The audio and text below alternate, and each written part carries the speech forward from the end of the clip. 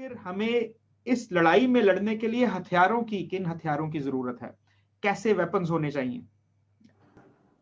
मैं एक हवाला पढ़ना चाहूंगा, थोड़ा पिछले क्वेश्चन को कंटिन्यू करते हुए।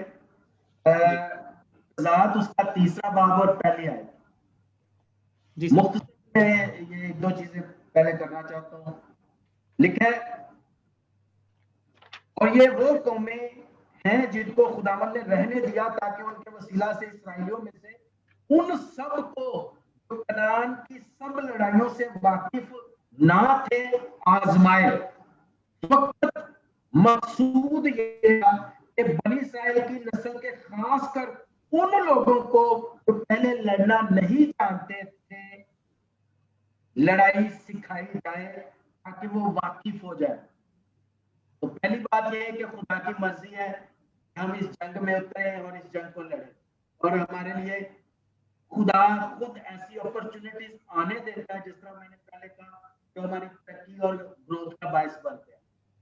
दूसरी एक हवाला में पढ़ना चाहूंगा, ज़बूर 149, उसके लास्ट 2 वर्सेस, लास्ट 3 वर्सेस पढ़ लेते हैं। 7th वर्स है, यूं लिखा है, ताकि कौमों से इंतकाम ले और उम्मतों को सजा दे, उनके बादशाहों को जंजीरों से जकड़े और उनके सरदारों को लोहे की बेड़ियां पहनाए, ताकि उनको वो सजा दे जो मरहूम है, उसके सब मुकद्दसों को ये शर्फ हासिल है, खुदावंद की हामद हो। अब ये मुकद्दसों के बारे में लिखा है, तो जैसे ही हम मसीह यीशु में आते हैं, हमारे गुनाह माफ हो जाते हैं, तो हम मुकद्दस है, हम ईमानदार।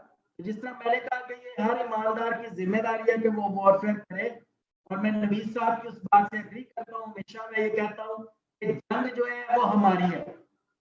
जब ये लिखा है कि यहोवा साहिब जंग है, और यहोवा ये कहता है कि मैं तुम्हारी जंग लड़ूंगा, तो ये जंग यहोवा की, कलाम हमें ये भी बताता है जंग यहोवा की है, तो बतौर बाप वो उस जंग को ऑन करता है और हमारी मदद करता है।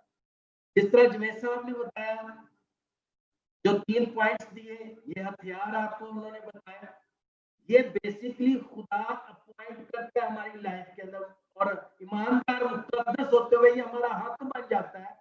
जिस तरह मसीह ने कहा कि मैं अपना इख्तियार तुम्हें बख्शता हूं, हम उसके नाम का इख्तियार इस्तेमाल कर सके। मैं इन 3 पॉइंट से हट के 2 बातें करना चाहूंगा। पहली एक चीज, हर ईमानदार वॉरफेयर का हिस्सा तो होता है, लेकिन हर ईमानदार के वॉरफेयर लड़ने का लेवल फर्क होता है। अब इसके लिए आपको मुसलसल प्रैक्टिस की जरूरत होती है। अब प्रैक्टिस होती है खुदा के कलाम की, जिस तरह मेरे साहब ने बड़ी खूबसूरती से बताया, उसका कलाम जब हमारे अंदर होता है तो वही हथियार है जो हम दुश्मन के खिलाफ इस्तेमाल करते हैं, और उसी कलाम के सबब से हम उस पर गालिब आते हैं। दूसरी एक चीज जो बड़ी इंपॉर्टेंट है, और मैंने उसको मिसिंग देखा है, एक और भी इसकी वजह है कि जो खुदा के लोग हैं, जो पाकरू की हदायत में चलते हैं, पाकरू की रहनुमाई में चलते हैं, उनके अंदर ये चीज मिसिंग नहीं होती, बल्कि प्रैक्टिस के साथ ज्यादा होती जाती है। कलाम में लिखा है, दिलेरी को हाथ से ना जाने दो। Your confidence is actually the key. और ये दिलेरी जो है, ये बड़ी ताकतवर चीज है। मैंने ऐसे वाकया देखे, आपने भी सुने होंगे कि कहीं पे कोई डीमन केस है या कोई और मसला है, वो हल नहीं हो रहा, तो खादम लोग भाग के कहीं चले जाते हैं, वो छोड़ के उस जगह को चले जाते हैं। उसकी सिंपल सी वजह है, जिनके बारे में मैंने ये सुना या देखा, कि वो पाकरू की रहनुमाई में चलने वाले लोग नहीं है। वो जिस तरह खुदा का कलाम फरमाता है कि वो अपने पेट के खादम है, वो अपना वक्त गुजार रहे होते हैं। हमारे लोग भी अक्सर हर एक शख्स को जो बाइबल उठा के फिरता है, वो उसे खुदा का खादम समझ लेते हैं सादगी में। लेकिन रूहें जो है, वो बड़ी अच्छी तरह जानती हैं। उन्होंने कहा कि हम यीशु से भी वाकिफ हैं और पौलुस को भी जानती हैं, तू कौन है? तो उनको पता है कि किसी ने डर के भागना है और कौन यहाँ पे खड़ा रहेगा।